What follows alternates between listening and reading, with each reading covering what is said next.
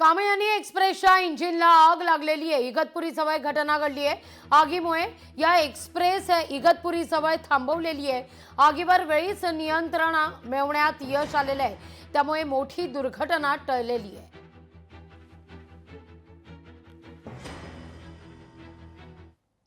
इथे एक दृश्य आपण पाहतोय। इगतपुरी जवळ ही घटना घडली आहे।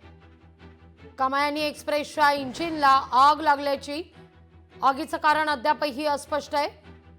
आगीमुळे ही एक्सप्रेस इगतपुरी जवळ थांबवण्यात आलेली होती, पण वेळीच ही बाब लक्षात आली, त्यामुळे मोठा अनर्थ टळलेला आहे। सुदैवानं जीवितहानीचं वृत्त नाही। इंजिनची तपासणी सध्या सुरू आहे। कामयानी एक्सप्रेस ही जागेवरच उभी आहे।